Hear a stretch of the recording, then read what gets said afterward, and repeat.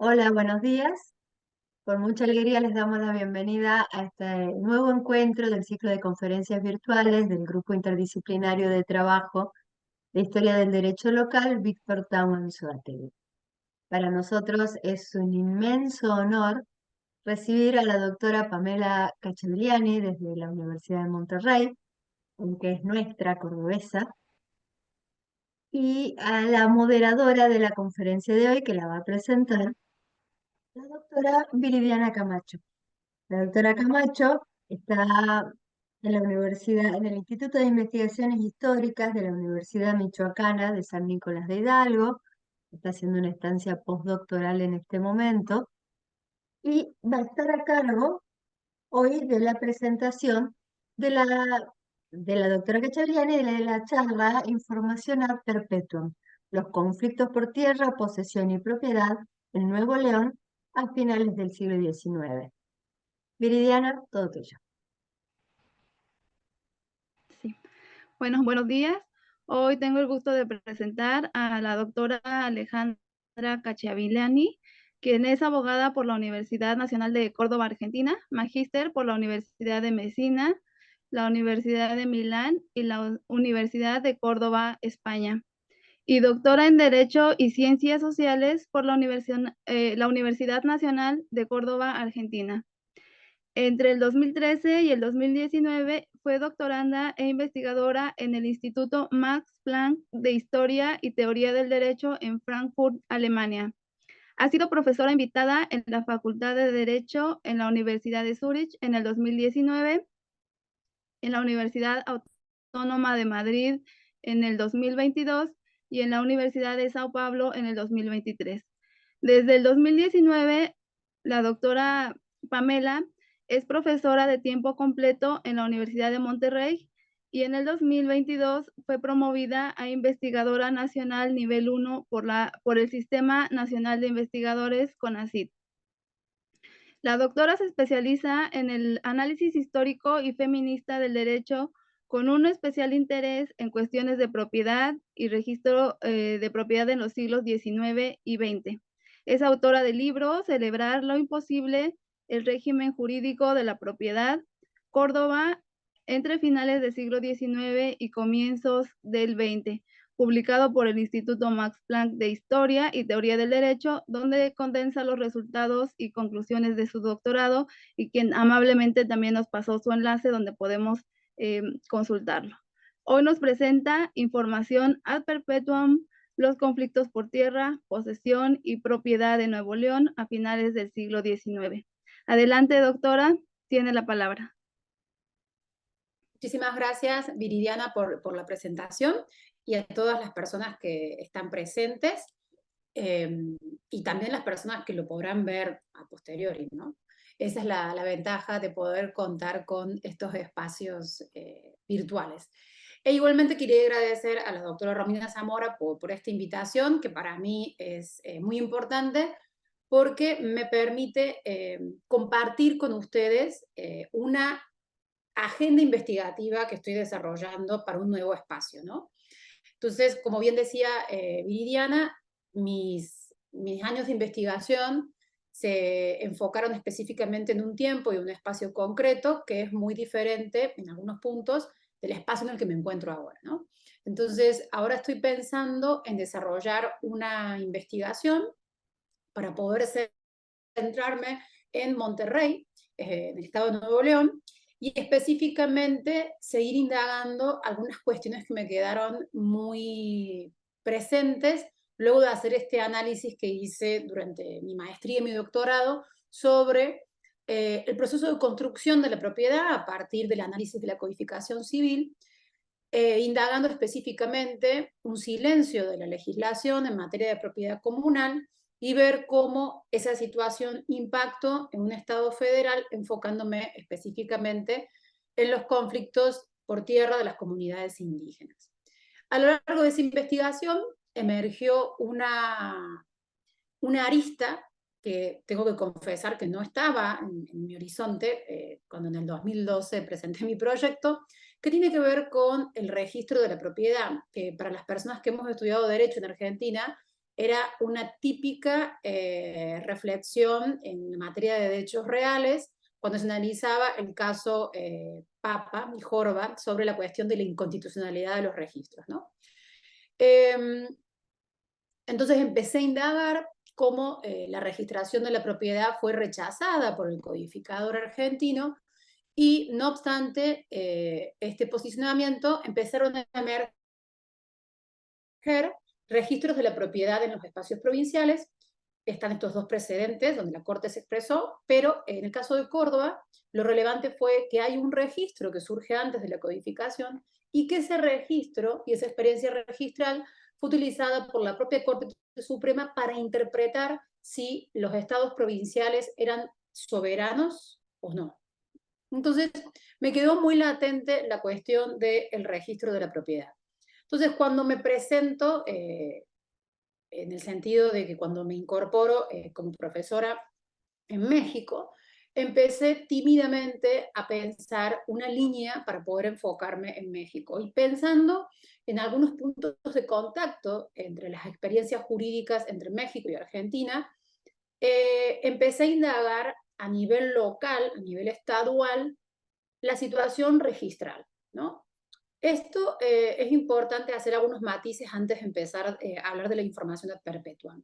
El caso mexicano es muy diferente del caso argentino, pero a su vez tiene algunos puntos de contacto, como les decía. Bueno, obviamente la relación con la cultura jurídica europea permite tender estos puentes, ¿no es cierto?, de diálogo, pero también la situación del federalismo mexicano es un punto de encuentro y es un punto de desencuentro con el caso argentino, ¿no es cierto? El federalismo en Argentina es adoptado de una forma muy particular en donde la codificación civil es considerada como competencia del Congreso de la Nación y existe un único código para toda la nación, ¿no es cierto? Y los estados provinciales tienen competencia legiferante en materia procesal.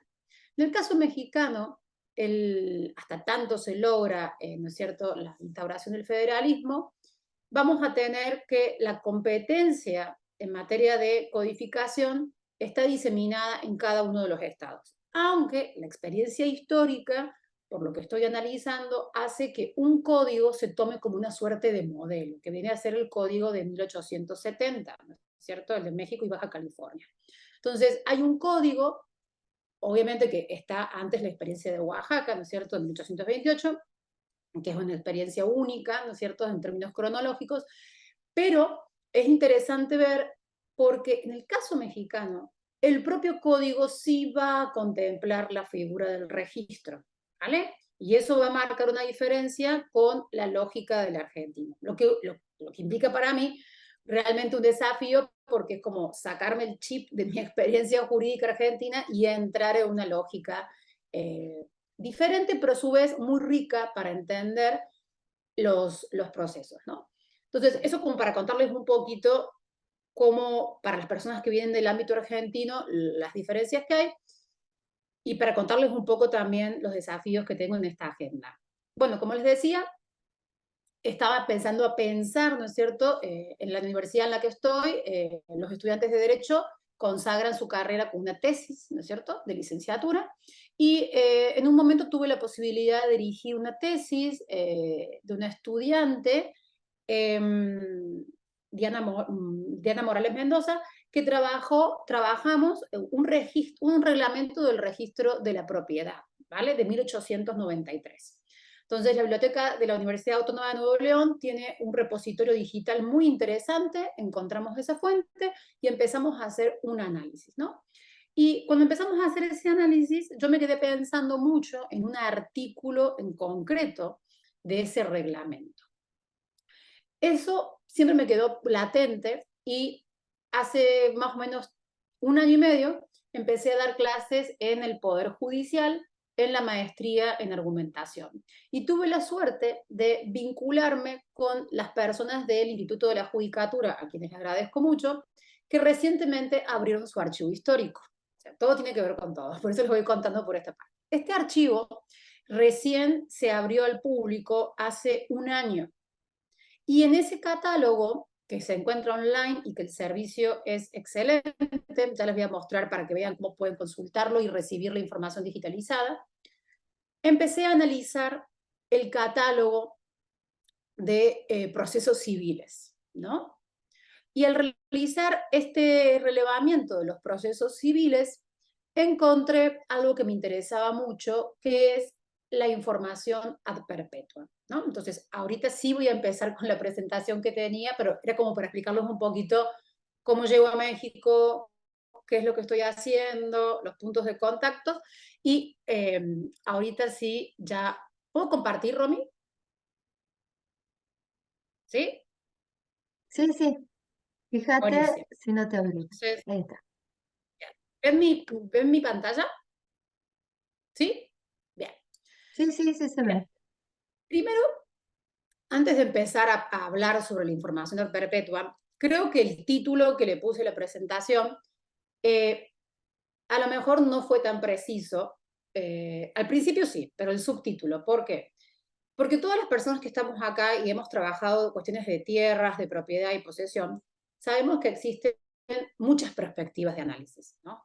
Para abordar este tipo de problemas o la conflictividad en torno, es muy difícil por veces elegir una arista de estas problemáticas. En mi caso concreto, yo elegí analizar la información ad perpetuum en un momento determinado y a la luz de un reglamento, un registro de la propiedad. Y eso es importante porque la información ad perpetuum existía antes de la emergencia de los registros. Pero lo importante es ver por qué se vuelve tan relevante en este momento determinado, ¿no? Con esto quiero decir que analizar la información ad perpetuum es únicamente una opción para pensar conflictos de tierra y posesión, ¿no? La información ad perpetuum es un mecanismo de jurisdicción voluntaria que se utiliza justamente para poder brindar certeza a una situación de incertidumbre. Comprender el mecanismo de jurisdicción voluntaria es un punto clave, porque implica en términos procesales que no hay una controversia, y como no hay una controversia, no hay una contraparte. ¿Por qué advierto esto? Porque esta información es importante tenerla presente al momento de analizar los catálogos.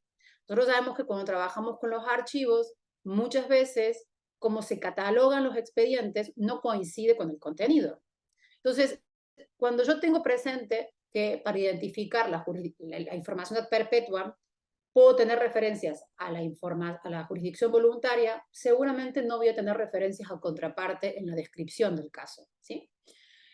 Y para comprender un poquito qué dice la doctrina civil de la época, utilicé el tratado de Pablo Sayas, en su tratado elemental de procedimiento en el ramo civil, que analiza la figura de la información ad perpetuum y establece justamente las características que son más que conocidas para la época, ¿no?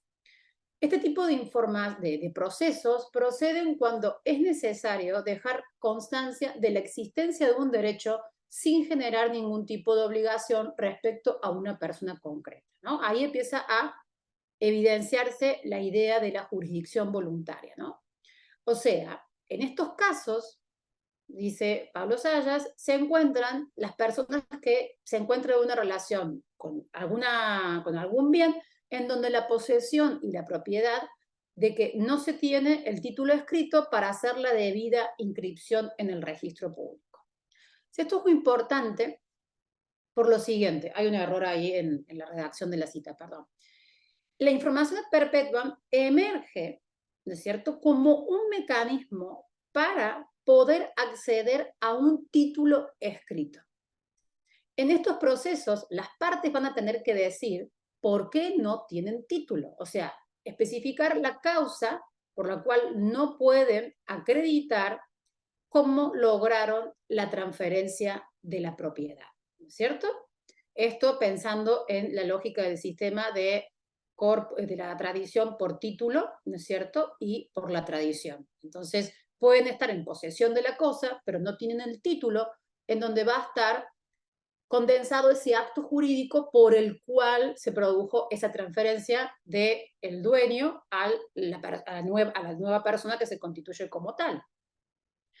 Y acá es interesante porque si lo miramos en perspectiva histórica, entendemos que en ese momento la información ad perpetuam se vuelve relevante porque está la necesidad de la inscripción en el registro público. O sea, la información ad perpetuam existía antes como este mecanismo, sí. Lo que sucede es que ahora a esta información hay que pensarla a la luz de los registros de la propiedad, en donde lo que se exige para poder ingresar al registro es tener el título de acceso. Entonces, uno de los problemas que van a existir es qué pasa cuando no hay título.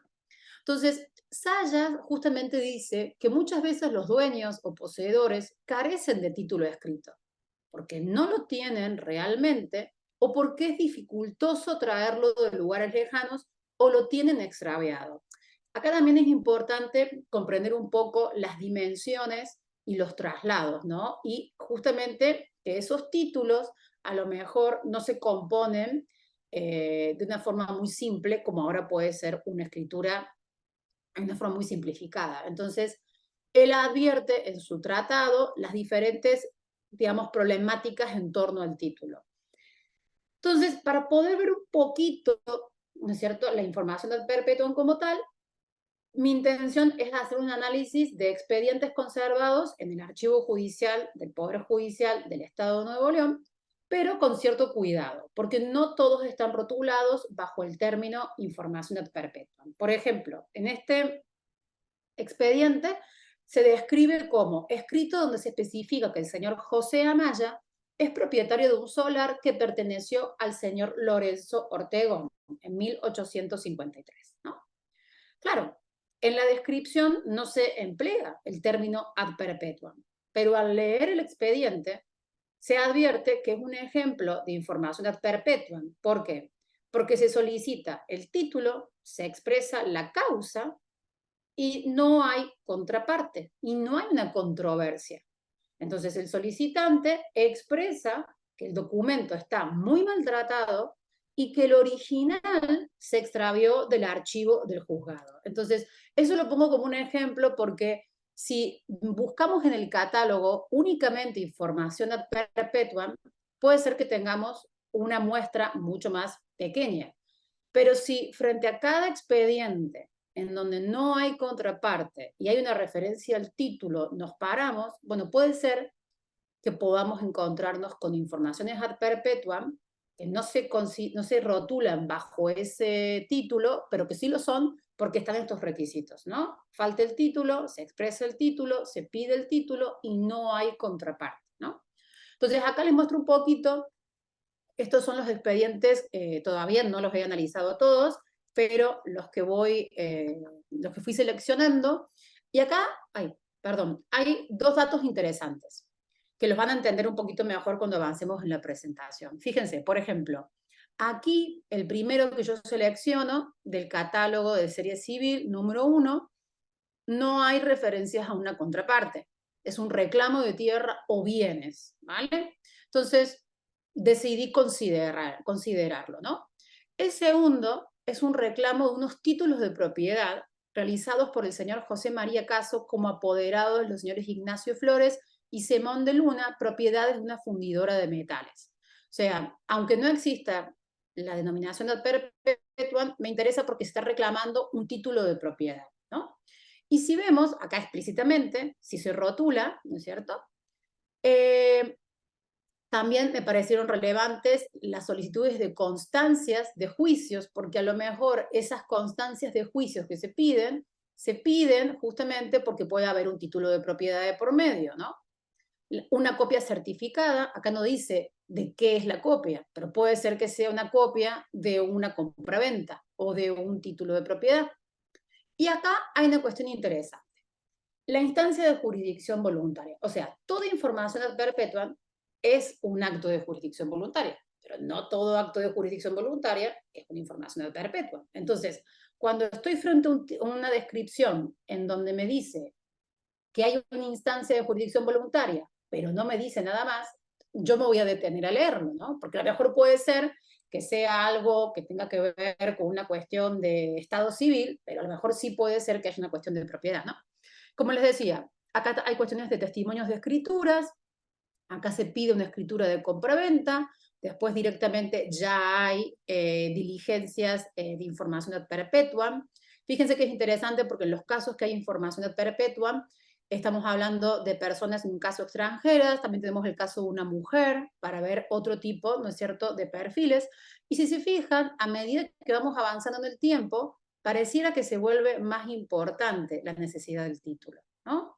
Esto tiene que ver justamente porque vamos a ver que en uno de estos momentos se da justamente la reglamentación del registro de la propiedad y vamos a ver un poquito cómo se va constituyendo. Un punto importante, no lo puse acá porque no es el objetivo de esta presentación, pero sí encontré, ya entrado el siglo XX, expedientes judiciales que solicitan reclamos por comportamientos de los registradores de la propiedad. Entonces, el registro de propiedad sí está operando, ¿no es cierto? Y eso es una evidencia interesante. Y en el catálogo número 2, si se fijan, igualmente acá es más ostensible, que es ya entrado el siglo XX, ¿no es cierto?, que se produce la necesidad de llevar adelante la recepción de los títulos, ¿no es cierto? Y tenemos justamente diligencias de jurisdicción voluntaria. Acá fíjense cómo en esta descripción se menciona diligencia de jurisdicción voluntaria en información ad perpetuam, ¿no? Entonces, esto es importante. Entonces, esto es lo que estoy justamente analizando y ahora les voy a explicar un poco el por qué, ¿no? Bueno, en términos registrales, generalmente los estudios que se hacen en materia de historia del derecho, de la registración de la propiedad, han operado en torno a la propia lógica del derecho registral, el análisis en torno al Código Civil y la forma de Estado, ¿no? Esas son las diferentes claves que, por ejemplo, yo utilicé, ¿no? Hay un punto interesante que me parece muy, muy apropiado, que es la propuesta de Martínez Pérez, que él, Fernando, lo que plantea es, hay una serie de herramientas, ¿no es cierto?, registrales, que van a operar en el momento de creación de estos registros, que van a permitir que las situaciones previas, ¿no es cierto?, a la creación de los registros, puedan constituirse como nuevos derechos reales dentro de esos registros, ¿no? Entonces, él plantea como herramientas constituyentes, ¿vale? Va a haber una serie de dispositivos dentro de los registros de la propiedad que van a permitir el acceso de estas formas de propiedad de la cultura pretérita y van a permitir que se constituyan en derechos reales en el nuevo modelo instaurado por la codificación y también por el registro. En el caso de Monterrey, y en este caso si ustedes tienen más información se las agradezco muchísimo, los estudios que he encontrado centrados específicamente en el registro de la propiedad son muy pocos. Sí existen reflexiones que están más que todo en materia de derechos de bienes, pero son analizados de una lógica muy propia de la dogmática, ¿no es cierto? Un análisis como muy tradicional en torno a los principios registrales. Lo que yo pretendo hacer es realizar una investigación de largo plazo, ¿no? Justamente por la lectura de los expedientes y porque va a implicar análisis del archivo judicial y del propio registro de la propiedad, del artículo 11 de un reglamento del registro público de la propiedad que se va a dictar en Nuevo León. Y mi finalidad es analizar si ese artículo 11 tiene disposiciones normativas que operen, como indicaba esa cita de Martínez Pérez, o sea, como mecanismos registrales constituyentes, ¿no? Obviamente que mi punto de partida es clásico, ¿no? O sea, los registros de propiedad emergen por una necesidad jurídica de seguridad jurídica en torno a la transferencia de los bienes y la promoción del crédito agrícola y territorial, ¿no? Porque eso es una lógica que muchas veces se descuida, pero sí hay una pretensión de fomento del crédito, en el caso argentino, la obra de Fragueiro, es muy ilustrativa sobre esto, la doctora Ponotto sabe mucho de este tema, y muchas veces no se lo considera y justamente se considera la cuestión de la seguridad jurídica. Entonces, ¿qué tengo que hacer para ver si ese artículo 11 tiene esa pretensión? Tengo que analizar el reglamento y ir viendo estos expedientes para ver si después, cuando tienen la información ad perpetuum y tienen el título, lo inscriben o no. ¿Sí? Para entrar un poquito en temas sobre lo que pasó en Nuevo León, ¿no? La información que yo tengo hasta el momento es que en 1878 el gobernador Genaro Garza García expide un reglamento del título 23 del libro 3 del Código Civil y arancel que se encontraba en vigor y crea en cada municipio una oficina denominada Registro Público de la Propiedad. En ese mismo año, el gobernador hace una reflexión sobre el poco éxito de estas oficinas, ¿no? Y en este análisis, él plantea lo siguiente. Por un lado, la novedad. O sea, las personas no estaban acostumbradas a registrar los títulos y tal vez ni siquiera a tener los títulos. Y por otro lado, la obligación de registrar siempre parte de un monto mínimo determinado. Y muchas de esas propiedades no lograban ese mínimo. Entonces, están estos dos obstáculos.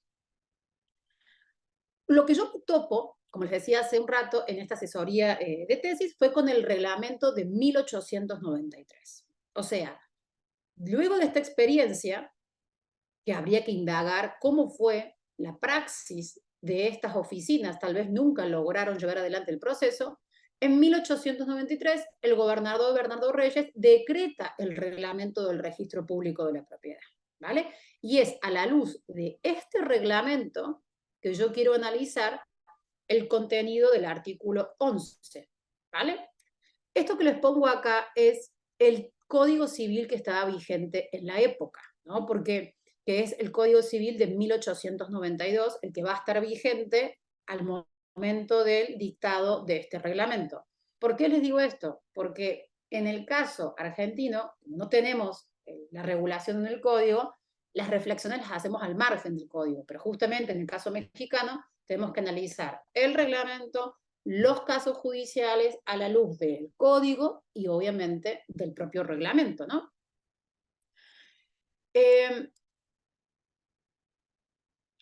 Para ver un poquito el tema de cómo se produce la llegada de las ideas registrales o la recepción, utilicé un texto clave, que es el texto de Esteban Calva, que justamente él tiene una reflexión sobre las instituciones de derecho civil a la luz del Código del Distrito Federal y Territorio de la Baja California, que va a ser el código que opera como modelo, ¿no es cierto?, y que va a ser adoptado en Nuevo León en 1875.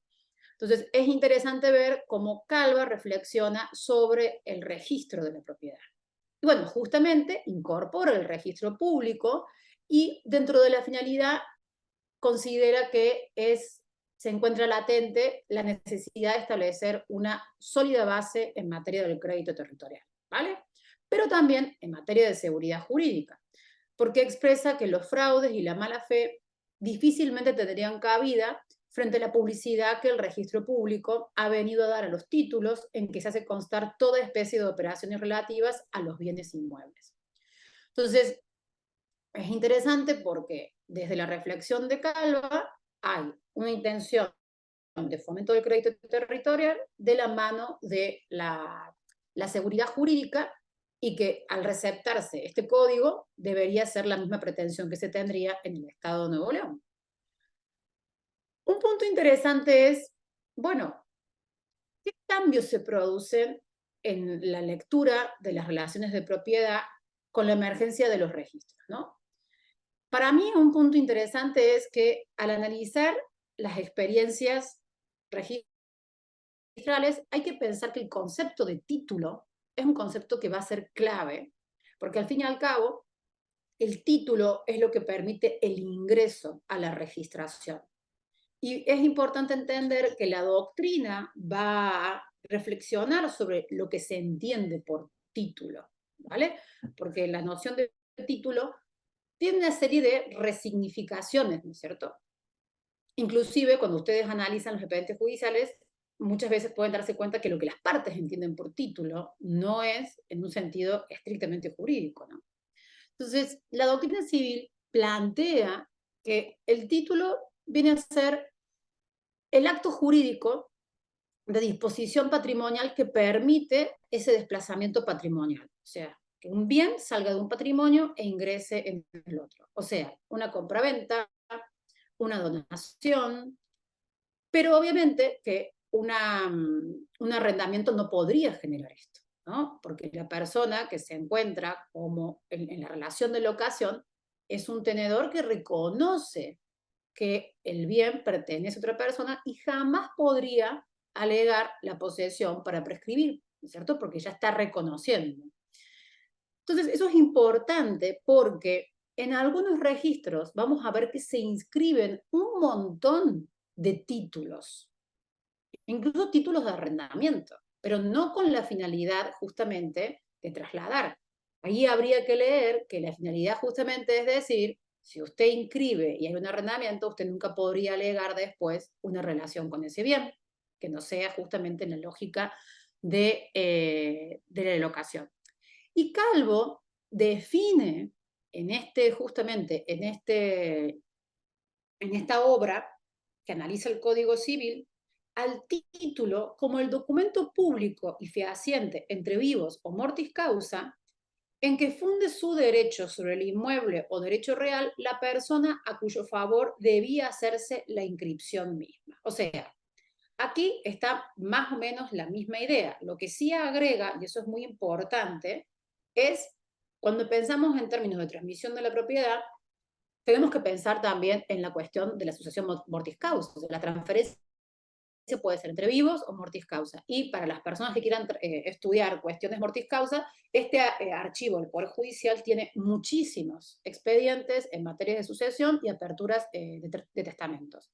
Que eso es muy interesante ver qué sucede desde estas dos lógicas, ¿no? Pero claro, acá lo importante es que hay un documento, ¿no es cierto? Acá esta definición agrega la cuestión de la formalidad ad solemnitatem del acto, ¿no es cierto? Que va a ser una escritura pública, pero justamente hay que poder fundar y expresar la causa por la cual esa persona, la causa jurídica por la cual esa persona tiene derecho a que se haga la inscripción, ¿no? Entonces, el reglamento del registro público de la propiedad, fíjense, recepta las ideas de Calva, porque el artículo 9 plantea, se tendrá por título, para todos los efectos de la inscripción, el documento público y fehaciente, entre vivos o por causa de muerte, en que funde su derecho sobre el inmueble o derecho real la persona a cuyo favor deba hacerse la inscripción de la misma. Es la misma idea. Pero, esto es interesante, fíjense cómo especifica el artículo 7 la inscripción de documentos concretos. Y señala, estarán sujetos a registro, como comprendidas en los artículos citados en el que precede, no solamente las sentencias que expresamente declaren la incapacidad de algunas personas para administrar bienes o modifiquen con igual expresión su capacidad civil en cuanto a la libre disposición de su caudal, sino también todas aquellas que produzcan legalmente una u otra incapacidad, aunque no la declaren de un modo terminante.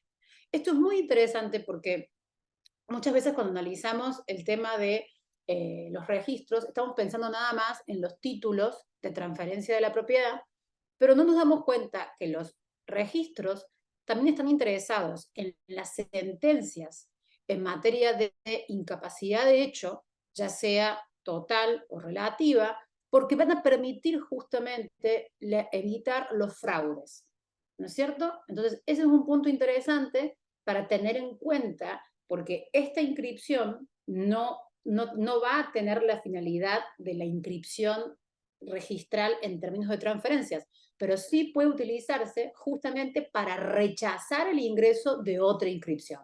Imagínense que viene una persona y quiere inscribir una transferencia y ya está sentado que ese vendedor tenía a lo mejor una restricción de disposición patrimonial. El registro va a poder rechazar justamente porque ahí habría un fraude en el sentido de que la persona no puede disponer porque hay una situación de incapacidad que está jugando al favor, ¿no? Entonces ese acto tendría que ser revisado en sede civil.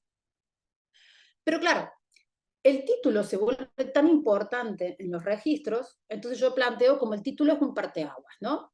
Hay muchos problemas. Hay un problema cuando sobre una misma tierra hay muchos títulos, o sea, hay pluralidad de títulos. También va a haber problemas cuando estos títulos se otorgan en el extranjero, porque imagínense que hoy estamos todos muy acostumbrados a la postilla internacional de los títulos, ¿no?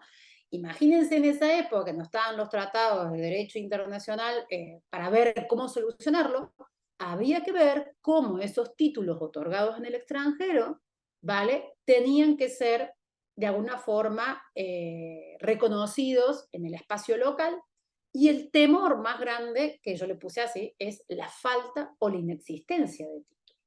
Porque cuando no hay título, ahí vamos a tener un problema.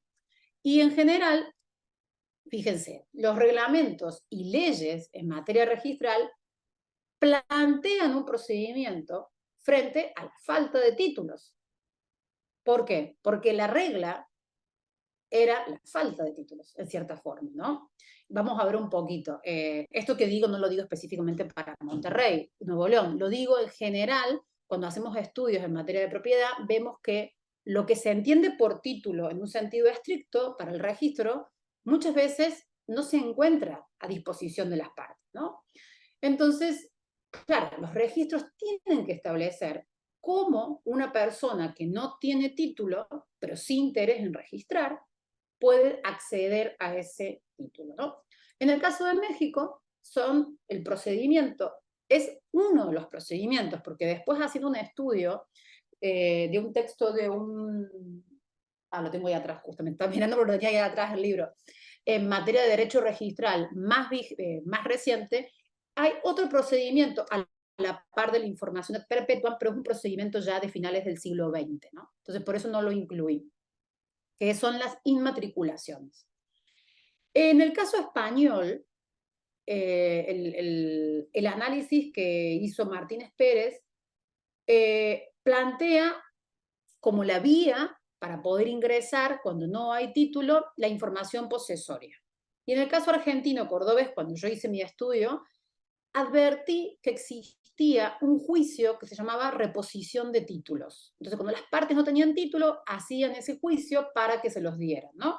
Pero en este caso no hay una conexión con el registro porque el caso argentino es muy diferente. Mi intención es analizar este artículo 11 del reglamento de 1893 y ver si esta regulación frente a la falta de título constituye lo que Fernando Martínez Pérez plantea una herramienta registral constituyente, ¿no?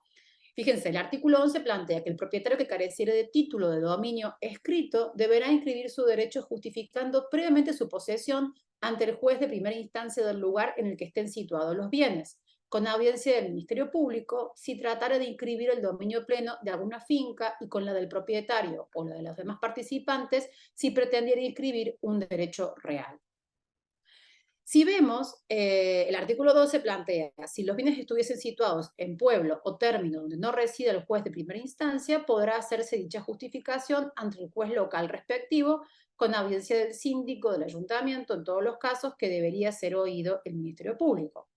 Y la intervención del Ministerio Público o el síndico se limitará a procurar que se guarden en la justificación las formas de la ley, ¿no? Entonces, esta referencia justamente viene a ser la solución que daría este reglamento cuando no hay un título. O sea, hay que acudir a la vía judicial para justamente justificar esta posesión, ¿no? Y el procedimiento es esta información ad perpetuum, ¿no? Que es justamente lo que yo les planteaba al principio, que es cuando hay una relación de posesión y propiedad, pero no hay un título escrito, y acá justamente está esta lectura que es interesante, para hacer la registración, ¿vale? Y fíjense, como yo les decía, la información perpetua puede ser entendida de esta lógica que plantea Martínez Pérez como un mecanismo registral constituyente.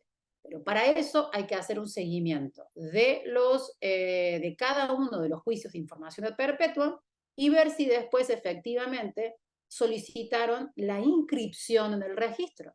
Porque puede ser que las partes solamente hayan quedado con el título, y si no lo inscribieron, bueno, no podría verse como tal, ¿no?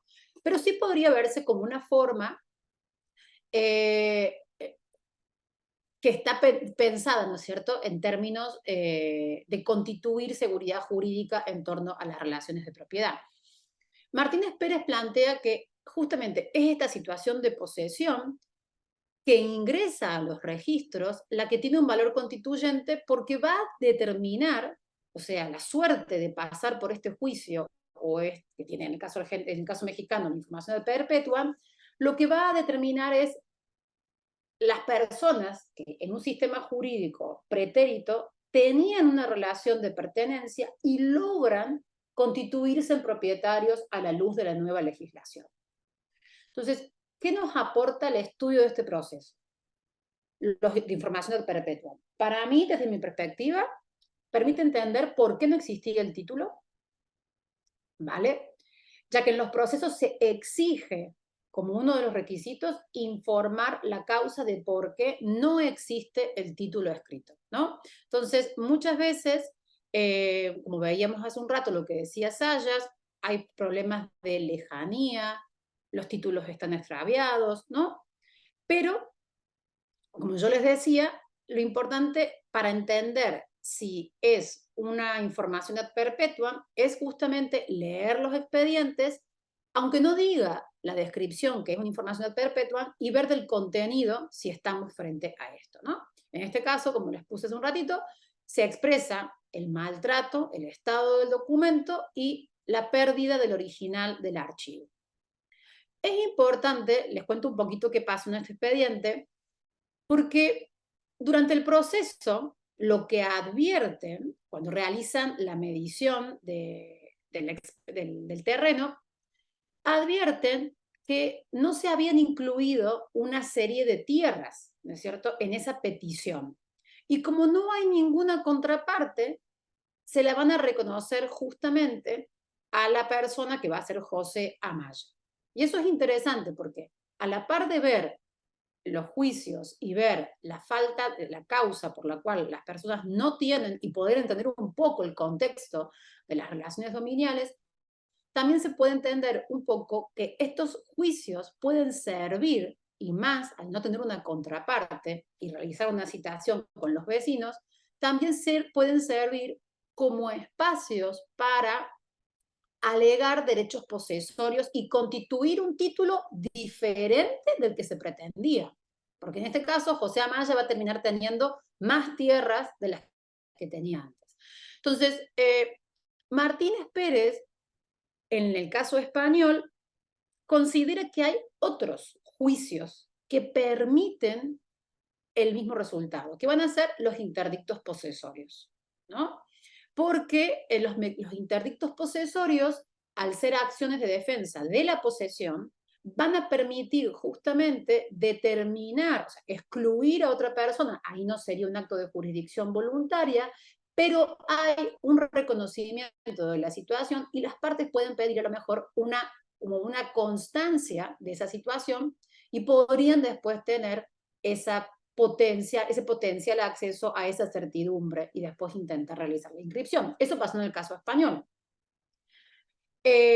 La reflexión del estudio de Martínez Pérez es que los mecanismos excepcionales terminaron siendo la regla de acceso al registro de la propiedad. Lo que habla justamente es de que la situación pretérita al surgimiento de los registros se caracterizaría por la falta de títulos, ¿no? Y que es justamente a partir del registro, cuyo eje es el título, empiezan a crearse mecanismos para constituir títulos que sean funcionales a este registro. Yo analicé algunos interdictos, ¿no es cierto?, para recuperar la posesión, y lo interesante, fíjense que estos interdictos, o la mayor cantidad, empiezan a surgir, como veíamos hace un rato, el tema de la información ad perpetuam, empiezan a surgir ya terminado el siglo XIX y con mucha más fuerza en el siglo XX. Una forma de explicarlos podría ser justamente que el registro de la propiedad está en marcha, ¿no? Entonces, esa podría ser una clave de lectura.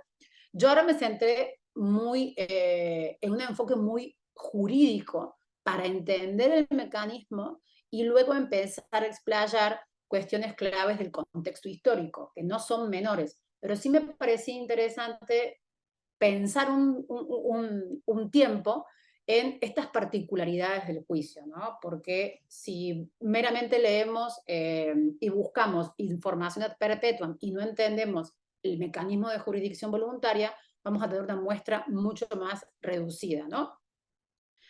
Y en los interdictos de recuperar la posesión, que podrían ser otros ejemplos, hay algo que me pareció muy interesante, que es también, al analizar estos expedientes, uno puede ver un poco cómo funciona el archivo y cómo se fueron armando los expedientes. Pero en el caso de Monterrey, justamente por una cuestión que tiene que ver con el contexto natural y la falta del recurso del agua, se utilizó muchas veces, utilizaron los títulos de agua para poder justificar la posesión sobre la tierra. Y eso es interesante porque los títulos sobre los usos de agua partían de un pedido más en términos de tiempo es mucho menor que un ámbito jurisdiccional. Entonces, es interesante ver cómo en los casos de tierras siempre hay una referencia al acceso al agua, que en el caso, yo estudié en Argentina, solamente 2 veces me topé con esta referencia al agua, pero pareciera ser que en el caso de Nuevo León tiene una preeminencia que se puede comprender por la propia situación fáctica del Estado, ¿no? Otro punto interesante es, además del uso de los derechos de agua para probar la posesión sobre la tierra, es que en los expedientes que he analizado de los interdictos, en donde sí hay una controversia, hay una gran intencionalidad de resolver la controversia de manera extrajudicial. O sea, las partes alegan, ¿no es cierto?, que previamente intentaron resolver la controversia de manera extrajudicial, una cuestión que a mí en mi caso de estudio en Argentina no lo había percibido, no tenía evidencias, y también los modos anormales de terminación del proceso. Ese es otro punto interesante.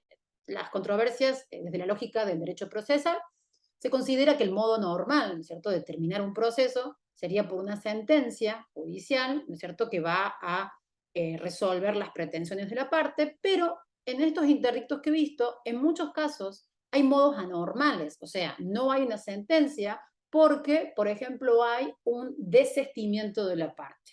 En este caso va a haber un desestimiento, justamente una de las partes, antes que conteste la demanda del demandado, va a desistir de su demanda, pero va a hacer una pequeña aclaración diciendo que este desistimiento no perjudica a la otra persona que demandaba junto a él, ¿no?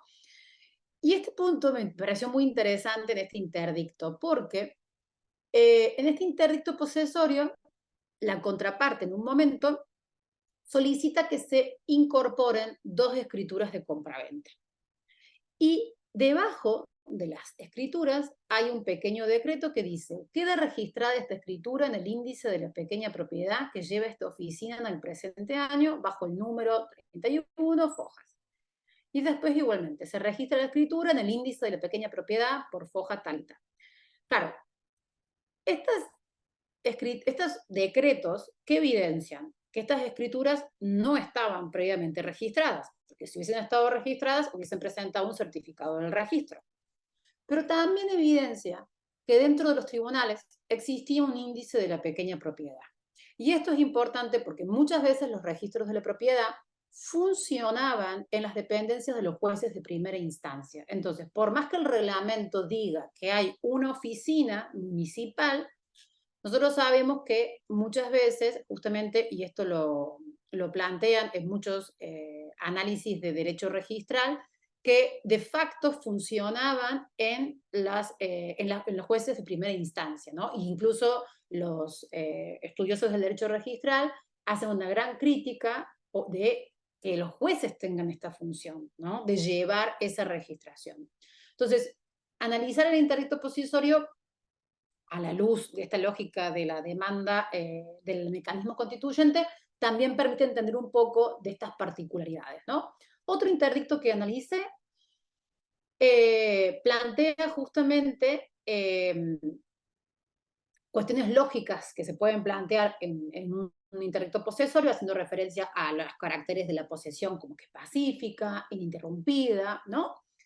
Y un punto interesante de este interdicto es que plantea justamente dos tentativas de resolver la controversia de manera extrajudicial. O sea, de nuevo me encuentro con esta cuestión de pretender resolver previamente el conflicto y ya cuando no hay posibilidades, sí recurrir. Incluso en este caso, si se fijan, hay un abogado que interviene y justamente no cumple con esta intención, y después de no cumplir con esta primera intención de modificar esa línea demarcatoria que tenían, el que va a ser demandado le propone una compraventa, pero nunca la concreta a esta compraventa. Entonces, después de 3 intentos, se decide iniciar este juicio. Este expediente está incompleto, pero ¿qué aporta a comprender el contexto?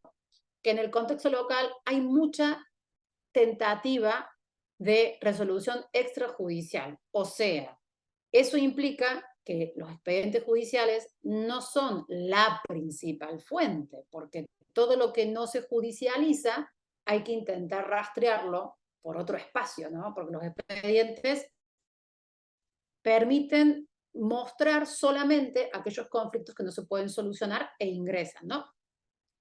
Y el último interdicto que analicé previamente, como para ver si esto que planteaba Martínez se podía considerar en el caso de Nuevo León, justamente era el tema de, nuevamente se mencionan los derechos de agua, ¿no es cierto?, cuando se explica el terreno en el cual se genera esta situación de lesión de los derechos posesorios, y justamente lo que va a suceder en esta controversia, la contraparte va a contestar y va a intentar alegar una excepción procesal, haciendo referencia a que hay cosa juzgada, porque la contraparte había hablado justamente con un alcalde, y va a decir, bueno, pero platicar con un alcalde no implica una resolución en términos jurisdiccionales, que es una sentencia contra lo que usted pueda aplicar esta excepción. Pero lo interesante acá es que de un momento a otro hay en el expediente una comparencia de ambas partes que van a realizar una transacción. O sea, una transacción es un modo anormal de terminación del proceso. O sea que hay concesiones recíprocas entre las partes y las partes logran por un acuerdo resolver esta controversia. Entonces, eso es interesante porque si de 3 interdictos que analicé, en 2 hay modo anormal de terminación del proceso y en 2 hay evidencias de, ¿cómo se llama?, de tentativas de resolucionarlo extrajudicialmente, o sea, no lo tomo como una información como 100% certera, pero digo, ya es una lógica para tener presente que cambia mucho el escenario, ¿no es cierto?, en el que yo inicié mis estudios hace bastantes años, ¿no? Entonces, en esta agenda, las primeras reflexiones o resultados que puedo compartir son los siguientes. Para estudiar cómo los procesos de registración de la propiedad tienen que enfrentar el gran problema de la falta de título, los expedientes de información ad perpetuam se tornan claves. ¿Por qué? Porque vendría a ser ese mecanismo que establece el propio registro para llevar adelante el proceso de obtención de un título que materialmente las partes carecen, ¿no? Entonces, eso es importante, y también ver que al analizar un expediente judicial en donde no está la referencia, sí está el proceso. Entonces, habría que ver y detenerse en el archivo siempre que haya una sola parte que haya una referencia a una copia testimonia, a una copia, a un testimonio, y que haya justamente, o también que se hable de un acto de jurisdicción voluntaria, porque está esa relación que les decía. Toda información perpetua es una jurisdicción voluntaria, pero no toda jurisdicción voluntaria va a ser ad perpetua. Habría otros casos, como plantea justamente Martínez Pérez, que vendrían a ser los interdictos posesorios, ¿no? Que permitirían que estas situaciones posesorias tengan una certeza y que puedan luego ser solicitadas e inscriptas en los registros de la propiedad. Si bien yo no me voy a dedicar a analizar los interdictos me permitieron comprender el contexto de la propiedad de ese entonces. Entonces, sí voy a seguir analizándolos, pero no va a ser mi foco. Mi foco va a ser la información ad perpetuum. Pero el interdicto, ¿qué me explica?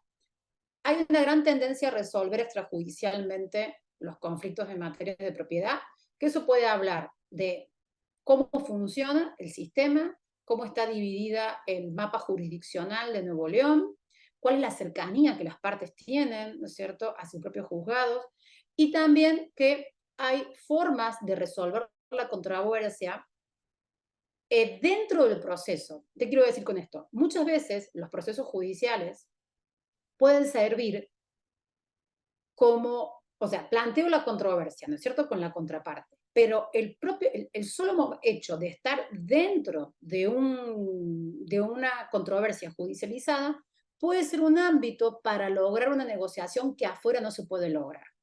Entonces, eso permitiría que el proceso opere mediamente como un fin instrumental para poder lograr una negociación por las partes y evitar, ¿no es cierto?, las dilaciones propias del procedimiento. O sea, porque me llama mucho la atención que viendo los procesos se logren transacciones, desistimientos, favoreciendo a la contraparte. Entonces, eso permitiría ver los procesos judiciales no como un fin en sí mismos, sino como un marco de negociación de las partes. Y también un punto interesante es, en el caso de Nuevo León, si los derechos de agua son tan importantes que permiten, o sea, acceder a pruebas y a instrumentos para probar la posesión, inexorablemente hay que incluir en la agenda de estos conflictos la reflexión sobre el agua, ¿no? Porque pareciera ser que es más fácil conseguir un título de uso de turnos de agua que el propio título sobre la tierra, pero eso me permitiría tener una forma de probar, ¿no? Y bueno, en términos más generales, les cuento que en estos procesos se invoca, obviamente, el Código Civil y de Procedimientos Civiles y el Código Civil, pero cuantitativamente se advierten más citas del Código de Procedimiento que del Código de Fondo. Y esto no es menor. Y esto a lo mejor no sé si se va a entender, pero es algo que estoy pensando. Una cosa es tener una mayor lectura de la institución desde la lógica de la sustancial de definición del concepto, y otra diferente es pensar el concepto desde los procedimientos, desde la lógica de la cuestión procedimental. Entonces, aquí lo que yo estoy viendo es que la referencia de la legislación para comprender estos procesos se apoya más en el proceso como tal que en la definición sustancial. Y eso es algo que lo quiero explorar, no sé cómo, pero sí hay algo que me interesa, porque que el código no se cite tanto y se cite más la legislación procesal, tiene una reflexión, ¿no? Porque nos habla de que a lo mejor en los espacios de los procesos hay una capacidad de comprender la propiedad de una forma diferente de la que se define en los códigos sustanciales. Y por último, justamente, esto del interdicto posesorio fue muy importante porque me permitió ver que hay una referencia explícita de funcionamiento de un índice de la pequeña propiedad dentro del juzgado de primera instancia. Que si yo me hubiese quedado mirando el propio reglamento o el código, hubiese pensado, no, en cada una de las municipalidades va a haber una oficina, ¿no? Entonces, ahorita, como agenda, y termino para no abrumarlos tanto. ¿Qué tengo que seguir haciendo? Bueno, rastrear esos intentos, esos juicios de información ad perpetuam, para ver qué obtengan el título y ver qué hicieron con ese título. Si el título se inscribió e ingresó en el registro, eso me permitiría sostener, bueno, que fue el mecanismo constituyente o no. ¿Vale? Bueno, muchísimas gracias por el tiempo y bueno, les agradezco mucho cualquier comentario, crítica, más. Muchas gracias, doctora Pamela. Muy interesante su presentación. Y bueno, desde ya ha despertado el interés de los participantes. Por aquí, a ver, vamos a ver. Le mandan felicitaciones. Les parece muy interesante. Y un punto que yo iba a mencionar, ya se adelantaron por aquí, pues resaltan este punto en que puede enriquecer con su trabajo debido a las comparaciones que puede hacer del caso mexicano con el argentino y pues la relación que tiene digamos, singularidad, si se puede señalar de esta manera, de la relación de la propiedad con las tierras y con los derechos del agua. Bueno, yo quisiera hacer otros comentarios, pero ya tenemos aquí algunas participaciones, así que le doy la palabra, doctora Rosario, por favor. Bueno, muchas gracias. Bueno, gracias Pamela por la presentación. La verdad que me pareció muy interesante. Tengo como muchas cosas. Primero que me parece muy interesante. Voy a empezar por el final, porque después cuando dijiste esto de los procedimientos, yo dije, esto es muy interesante. Primero porque me parece que es una forma muy adecuada de abordar la cuestión del derecho de propiedad. Nosotros, los que venimos de la historia del derecho con formación jurídica, tenemos, creo que como una especie de... que no lo tienen tanto los que vienen de la historia, porque como están... pero tenemos esta malformación, diría, que pensar el derecho de propiedad desde el Código Civil y no desde lo procesal, que era la realidad propia del antiguo régimen y del derecho común, donde, vamos a decirlo así, esta dicotomía que vos planteas, el derecho sustantivo se formula a partir del procedimiento, del derecho procesal. Hay que acordarse que los romanos, por lo menos una de las categorías, eran personas, cosas y acciones, nada de derechos, digamos que es algo más moderno, ¿no? Y esta última cuestión que vos dijiste me parece interesante porque yo también la vi en otras cuestiones. ¿Por qué los procedimientos son los que más se citan? Quizás también, digo yo en voz alta, en los códigos procesales y en todas estas cuestiones procedimentales hay cuestiones más tradicionales que son más fáciles de digerir que el Código Civil. O sea, formas de resolver estos problemas bueno, vos lo marcaste muy bien cuando veías que, por ejemplo, en los interdictos posesorios se agregaba la tenencia, porque el Código Civil argentino, esta distinción entre posesión y tenencia, era algo como muy abstracto para personas que hacían, poseían tierras, ¿no? Y entonces, en tu libro, esto me parece que lo marcás muy bien con respecto a Córdoba, ¿no?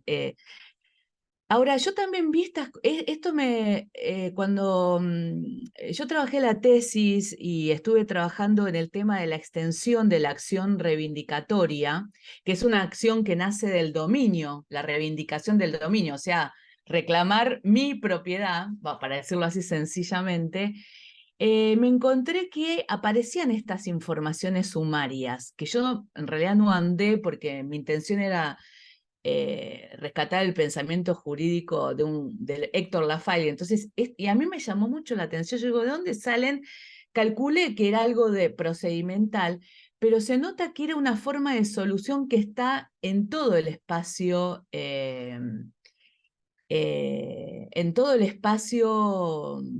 digamos, por decir latinoamericano, pero también hispanoamericano, ¿no? Porque hay que acordarse que también que los códigos procesales tiene mucha influencia de los códigos españoles, ¿no? Entonces, y de toda la tratadística española. Y a mí me llamaba la atención, primero que no las reconocían estas informaciones sumarias. Entonces también esta conexión.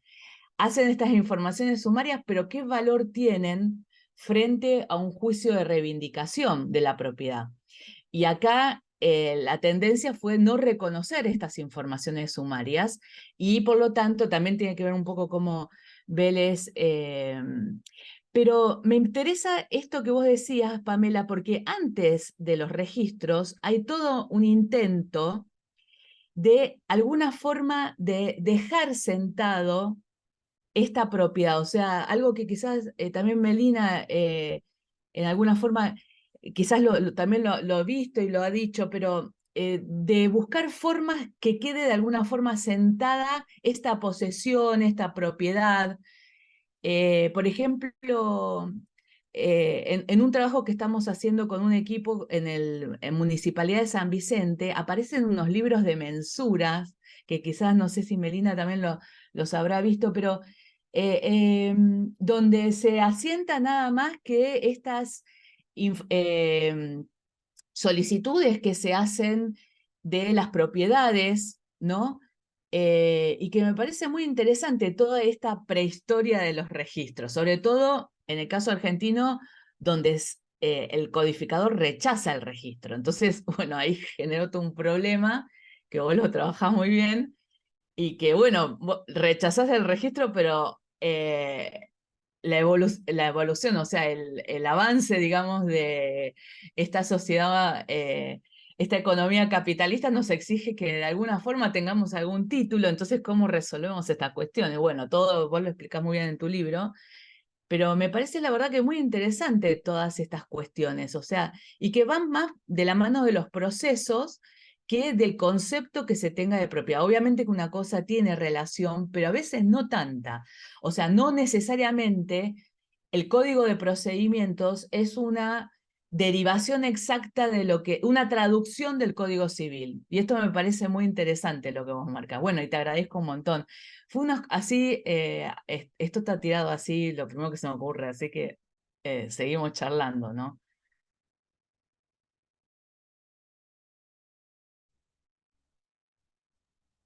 Sí, doctora Pamela, no sé si quiere comentar alguna cosa o damos paso a alguna otra pregunta o comentario. Si querés voy juntando las preguntas y respondo así en general, ¿vale? Yo mientras voy separando con mis papelitos acá, qué le voy a decir a cada uno. Muy bien. Entonces le damos la palabra a José Carlos. Adelante, por favor. Sí, ok, muchas gracias. Bueno, felicitaciones, Pamela, bien interesante el tema y además yo sé que para cualquiera de nosotros trabajar en un nuevo contexto tiene sus complicaciones, pero se nota mucho, eh, em, digamos, la utilidad que tiene en que cada vez que vas tocando un tema, vas pudiendo hacer la línea de conexión con la experiencia en Córdoba, con la experiencia en Argentina o la experiencia en otros lugares.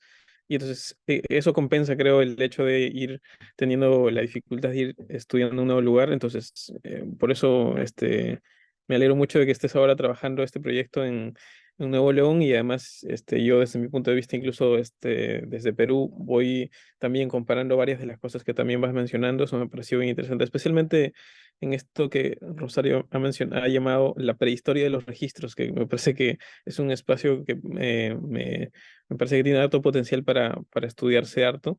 Y también, antes de un par de comentarios que quería dar, una cosa que me es bien útil al entender la mecánica de trabajo que estás siguiendo es entender este proceso inicial que has decidido hacer, que no sé si tan conscientemente lo he hecho o lo he visto trabajar con otros investigadores, que es estudiar y conocer bien el aspecto más puramente jurídico, podríamos decir, de los conceptos antes de ver su aplicación o lo que encuentras en los archivos, entender bien qué están entendiendo por estos conceptos, qué están entendiendo por esta terminología.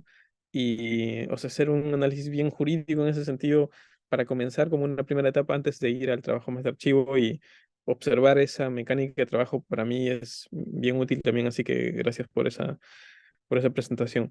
Y yo tenía justo un comentario o dos en relación a eso. Lo que me estaba preguntando es si es que después de hacer este análisis, tomando en cuenta ya sea el código de procedimientos o las normas sobre el reglamento de registros o incluso el Código Civil de Nuevo León, ibas a uno de los archivos que ibas a revisar es el propio registro, o es más que todo centrado en los procesos judiciales. Y si es así, hay, creo que no solo en Perú, pero como el antecedente al registro del oficio de hipotecas, ¿no?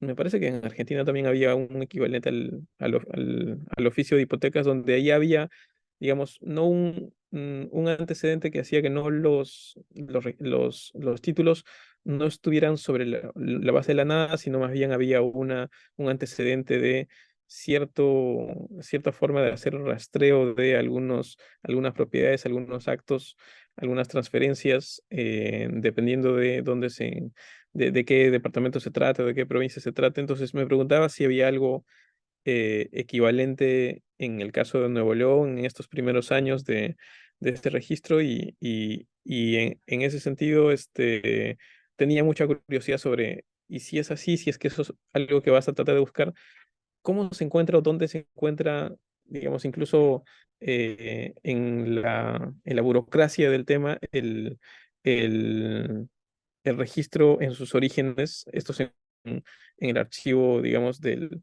Estado de Nueva León, o esto es algo que, como inicialmente tuvieron una participación los juzgados, estos archivos del propio registro se encuentra dentro de los registros judiciales?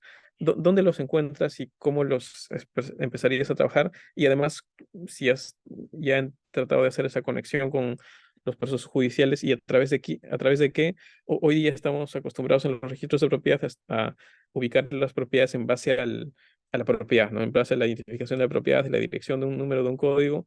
En este caso, imagino que en esta prehistoria del registro, allá tal vez era simplemente un registro que iba sucediéndose uno tras otro. Entonces, ¿cómo estás navegando eso? Se me hace bien interesante, me gustaría escucharlo. Sí, creo que eso es lo que tenía ahí. Bueno, ya hay algunas cosas ya más, mencionaste los procesos de inmatriculación, que es lo que más modernamente es la terminología, por lo visto, que se utiliza para esa entrada al registro, ¿no? Pero esto es como en una etapa en la cual todo es inmatriculaciones o todo es recién construir un registro casi desde la nada. Entonces, ese proceso va a ser interesante ver cómo se construye en este caso. Así que, bueno, hay algunas preguntas, comentarios, pero bien interesante escuchar tu trabajo, Pamela. Así que felicitaciones.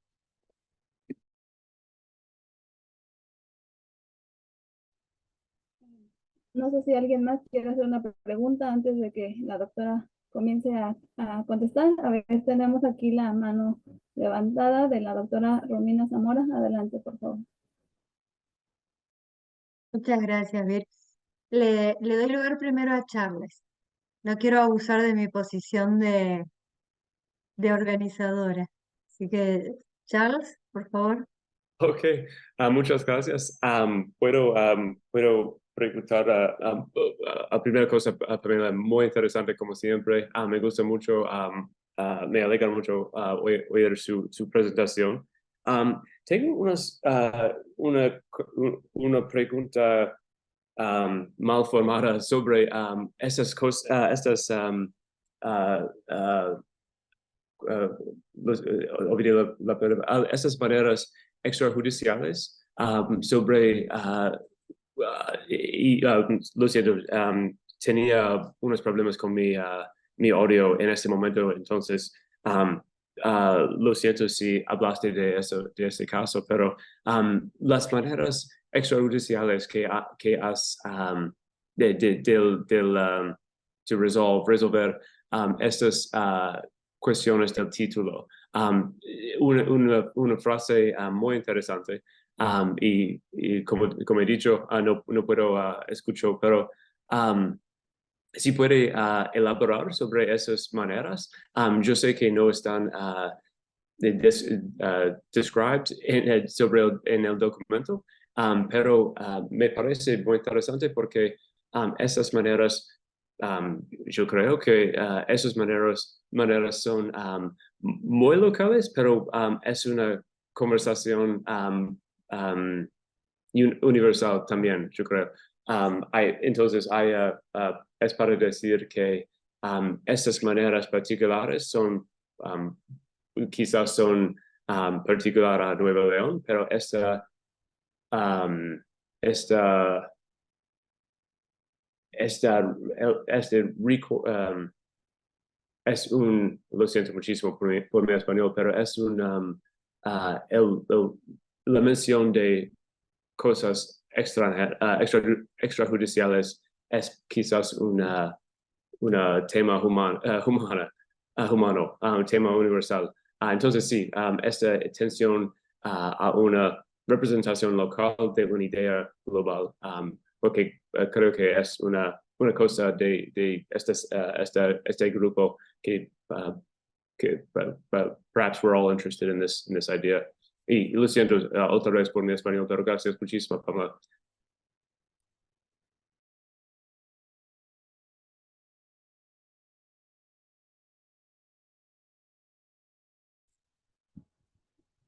Entonces, doctora Romina, ¿quiere participar de una vez?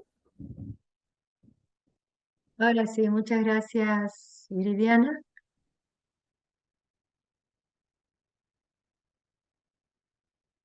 Pamela, muchísimas gracias. La verdad que he disfrutado mucho la exposición. Me pareció fantástica, sobre todo porque introdujiste en un mundo de la complejidad de la posesión y del paso hacia la propiedad. Porque empezaste diciendo que, hablando del silencio de la legislación en materia de propiedad comunal y cómo tampoco la tenencia precaria tiene cabida dentro de estas fórmulas de registro. Entonces, limitamos nuestro espectro al de la propiedad perfecta, la propiedad, un bien, un titular. Y en ese contexto que además vos estás mostrando que no ha sido un paso ni directo ni sencillo la necesidad de registro frente a un mundo anterior donde no era, a ver, se sabía quién era el dueño, no hacía falta más que eso. Entonces, cuando se necesita dejar el registro, mi pregunta es, ¿tenés algún dato sobre el origen social de quienes registran? Por compraventa, por herencia, por lo que fuera. Y tenés información sobre las dimensiones de los terrenos, aunque algo dijiste que en los casos de interdictos quedan registrados como pequeña propiedad. En los casos de gran propiedad, ¿aparece la presencia de gañanes, o sea, de campesinos con la tenencia precaria de la tierra? ¿Aparece eso en el registro o no? Muchísimas gracias. Gracias. Bueno, yo un breve comentario antes de darle la palabra a la doctora Pamela. Sí, muy interesante el tema que nos está presentando, porque, bueno, en mi caso particular yo he visto todo el periodo anterior y entonces llegar a finales del siglo XIX es pues dar este siguiente paso. Yo pienso en lo que nos mencionaba en la sesión anterior Máximo Mecarelli sobre la complejidad de ver el derecho local, de lo que implica ver un espacio, sus características específicas y bueno, el contexto en el que se desarrollan. Por un lado, pues el que está comenzando el periodo de Porfirio Díaz, este régimen que bueno, tenía esta ideología de abrir el país al desarrollo económico del capitalismo, y que entonces, ¿qué hacer con esas tierras? Pues ahí, ¿no? Que no tenían ningún registro o propiedad. Y si esta información ad perpetuum realmente era un acto de jurisdicción voluntaria, o era parte pues de ese mecanismo, de estas nuevas políticas que se estaban implementando.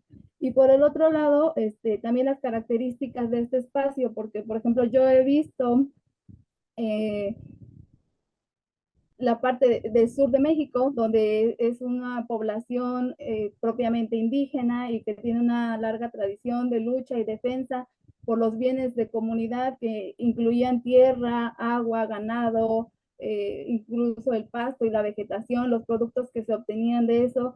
Todos esos eran los bienes de comunidad, pero para el siglo XIX ahí me encuentro con qué es realmente propiedad. Entonces creo que aquí nos puedes dar una luz muy importante. Y por el otro, la no existencia de títulos, sino porque, bueno, había una larga tradición, sabemos, de composición de tierras, bueno, por una parte la asignación de estos llamados bienes de comunidad, y por el otro, pues la larga tradición de composiciones de tierras durante el siglo XVII y XVIII, que estaba ahí constantemente en nuevos procesos de estos registros de la tierra. Y que bueno, también México venía, o estos pueblos venían de una larga lucha de inestabilidad política, de enfrentamientos bélicos, etcétera, y que efectivamente muchos de estos títulos se perdieron, fueron quemados, fueron robados, pero que también debido a las características propias del norte de México había mucho territorio todavía sin explorar, y que pues, efectivamente no había un registro. Entonces creo que este trabajo que usted está planteando pues nos va a dar luz a todas estas incógnitas que nos está planteando. Entonces le damos la palabra. Bueno, antes tenemos a Águeda. Adelante, por favor. No, yo nada más agradecer, Pamela, por esa claridad que, igual como en tu libro y en las otras clases, a los que no somos de derecho nos introduces, y esa generosidad de conocimientos. Y bueno, yo mi comentario es que este trabajo yo lo veo muy oportuno porque desde la historiografía del porfiriato tenemos este imaginario de que fue un periodo donde se fueron apropiándose estos grandes terratenientes de hacerse de tierras, y sobre todo en el norte, ¿no? Y tenemos ahí el caso de terreros. Entonces, ¿qué tanto esto es cierto?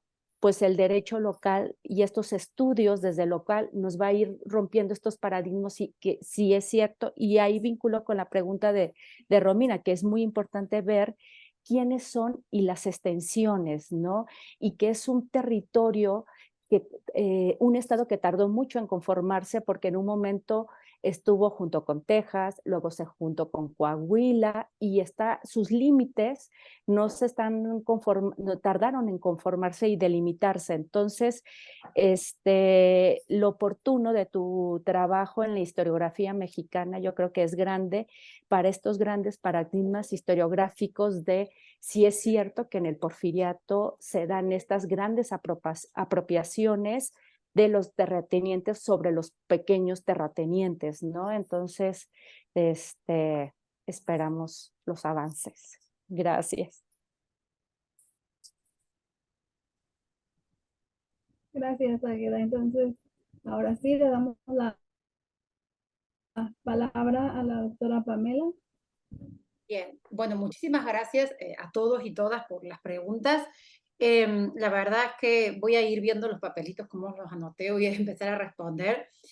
En el caso de lo que me decía Rosario, yo creo que esto sí es importante, porque si nosotros pensamos en toda la tratadística que estudiamos cuando tratamos de entender el antiguo régimen, vamos sobre todo a no manuales, digo, a obras de derecho procesal. La práctica forense de Elizondo, el Febrero, o sea, también el Tratado de Práctica Forense de Manton Antonio de Castro. O sea, la lógica y como vos decías, pensándolo a lo mejor un poco, ¿no? El derecho romano, claro, no, la lógica es desde las acciones, ¿no? Desde los medios de defensa. Yo puedo entender la institución en la medida que entiendo cómo puedo defenderla. Entonces yo creo que eso es muy interesante porque muchas veces caemos en esa necesidad de ver, bueno, pero ¿qué dice el código? ¿Cómo lo define? Más que cómo se defina, es importante ver qué puedo defender y cómo puedo defender para entender. Es como ver la propiedad o las relaciones de pertenencia desde una faz dinámica, ¿no? Desde lo que puedo hacer.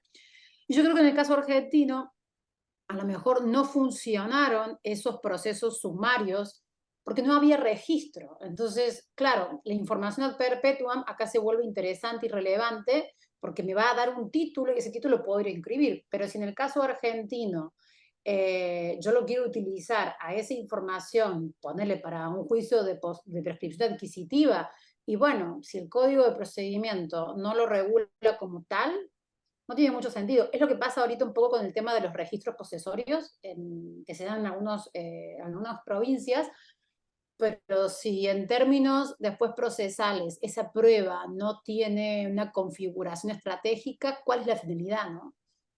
Tal vez evitar fraudes o dar un poco de certeza, pero yo creo que lo mejor va por ese lado. Y yo creo que sí, que tendríamos que pensar más la propiedad desde los procesos, ¿no? Desde la praxis, para ver un poco qué es lo que se termina entendiendo, ¿no?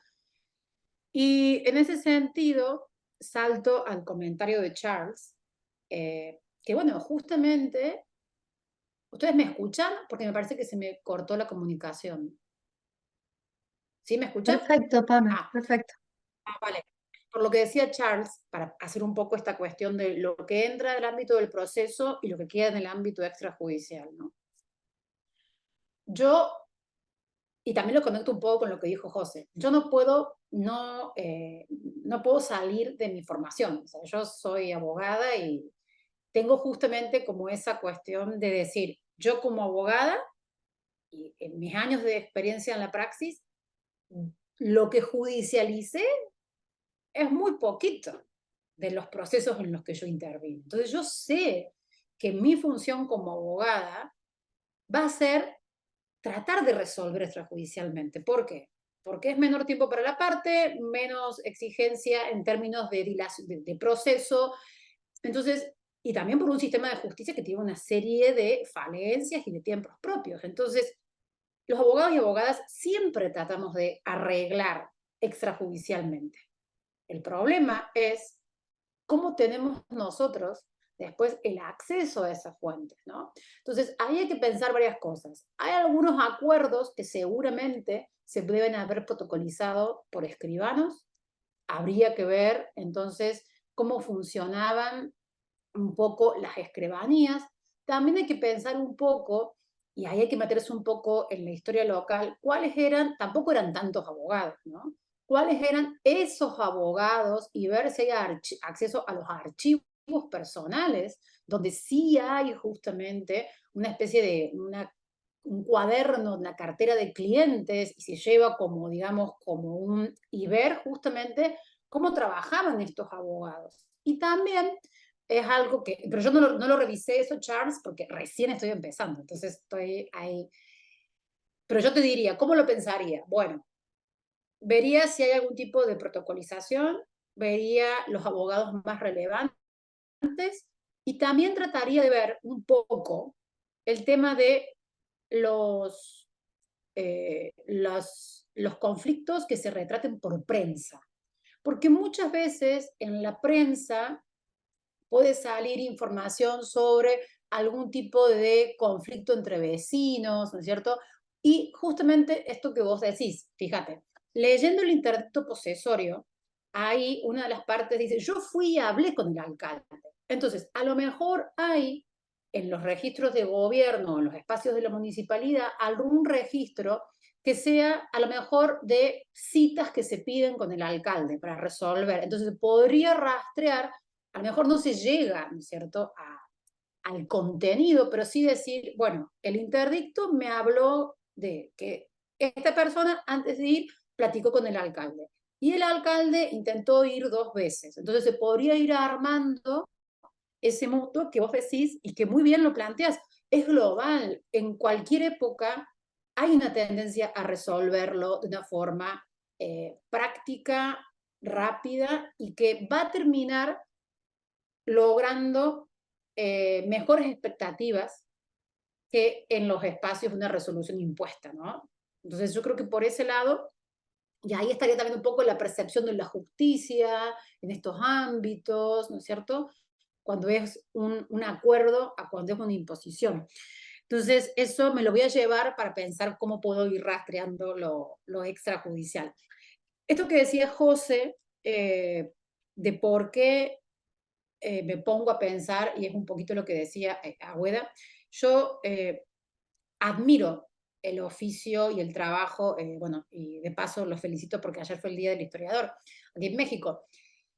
Admiro realmente el trabajo y la formación, y yo soy muy consciente de que yo no vengo de la historia. Entonces, lo que puedo aportar es la clarificación terminológica, ¿no? Porque esto lo que decía José es cierto.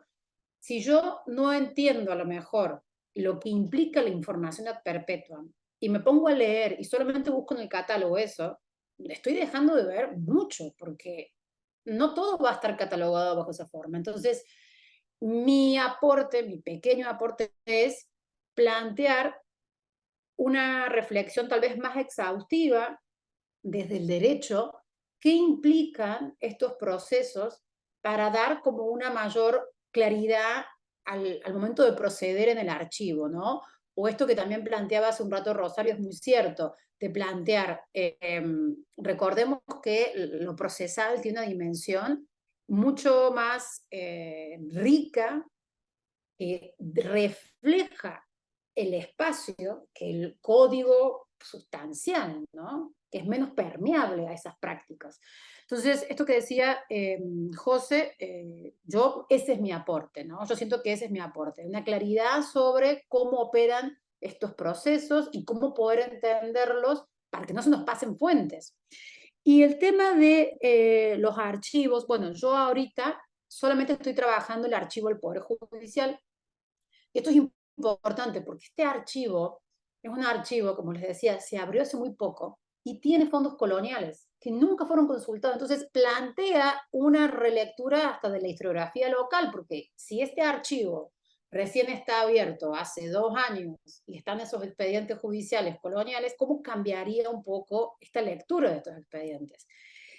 Y en este caso, claro, como yo estoy analizando estos archivos, después mi idea va a ser ir al archivo del registro de la propiedad para ver si estas informaciones, estas partes que intervienen, terminaron registrando o no. Lo que pasa es que a lo mejor estas personas después vendieron a otra persona y no son esas las que van a registrar, pero habría que ver, y ahí sí lo que me va a ayudar es la ubicación geográfica del terreno y las dimensiones. Entonces ahí va a entrar bastante lo que dice Romina.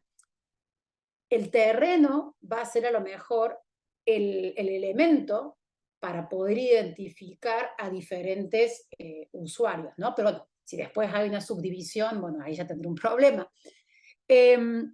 Entonces, todavía no vi lo de la registración dentro del registro. Sí puedo decirte que los perfiles, por lo menos, de las personas que he estado viendo, son interesantes, y creo que eso también habla un poco de las características de Monterrey, ¿no?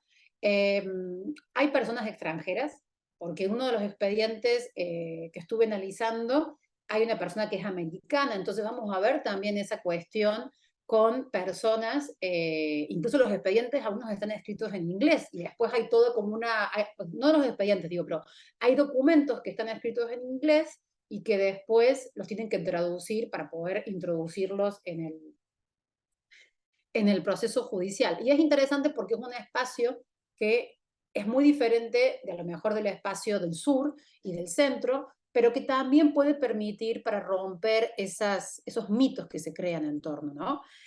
Hasta el momento lo que puedo decirte de las personas que vi identificadas era, en un caso, hay una persona que está litigando contra una compañía contra una compañía, y eso es importante porque hay una presencia industrial en el norte de México muy fuerte. Entonces, juicios entre una persona física y una persona jurídica, en donde ahí va a intervenir justamente ese representante, ¿no es cierto?, de la persona jurídica, y va a estar justamente un patrimonio empresarial, que eso también es interesante verlo, porque uno puede ver la actividad productiva. Y después, en otro caso, es el representante de una sucesión, que también eso es interesante, porque ahí él entra en representación de una sucesión que está en proceso de disolución. Y otro caso que vi, que era más que todo personas que sí, ahí se puede ver un poquito la actividad agrícola ganadera, que justamente habla de que ellos han trabajado la tierra, siempre hay una descripción del espacio como muy hostil, ¿no es cierto? Y que gracias al acceso que han tenido a unos derechos de aguas merceadas, así lo definen, logran transformar un territorio completamente inhóspito en un espacio de producción de ganado menor, y hacen unas referencias sobre el espacio. Y sí están las referencias de las extensiones, justamente porque después en esa diligencia hay que citar a los testigos, a los vecinos, perdón, para que no haya oposiciones. Lo que es interesante es que en ningún momento hay ninguna referencia a un agrimensor, que eso es algo que yo sí trabajé mucho en Argentina. No hay referencias de agrimensores porque no hay una solicitud de deslinde y mensura. Entonces no tienen que intervenir, es meramente una citación de los testigos, pero de los vecinos, para ver si hay oposición a algún derecho o no. Pero todavía no vi, porque tendría que hacer otro juicio, ahí sí hay una solicitud de mensura y deslinde. Entonces, y sobre el caso de, en esto que me decías vos, Viridiana, el caso de que obviamente hay bienes comunes en los casos de las comunidades indígenas, en este caso hay una comunidad de vecinos, que eso es interesante porque cuando se produce el desistimiento de una de las partes, este desistimiento, él plantea justamente que no puede dañar los intereses de la parte con la que ellos estaban demandando. Era un caso que tenía justamente pluralidad de demandantes, y uno desiste, pero hace esa aclaración de que este desistimiento no puede perjudicar a su parte, porque justamente implica un reconocimiento de su posición mejor frente a la contraparte. Entonces, creo que una vez que ahí sí voy a tener como un poco no problema, pero claro, como este registro pareciera ser bastante tardío, yo no sé con el tema de la revolución cómo esto va a impactar después, porque toda esta idea de esta registración y este proceso va a tener un punto digamos, de no retorno y de resignificación con el contexto revolucionario. Ahí hay que pensar en otra clave. Entonces, yo no sé si esta lectura de los expedientes me va a llevar a un escenario en donde yo pueda a lo mejor hacer un aporte concreto, o más que todo va a ser una lectura hasta llegar a ese íter, ¿no es cierto?, revolucionario, porque, bueno, cada contexto tiene sus particularidades. Entonces, bueno, les agradezco mucho todas estas preguntas que me hicieron, son súper útiles, porque me va a permitir tenerlas presentes para hacer esta agenda, y bueno, espero que haya podido responder sus preguntas.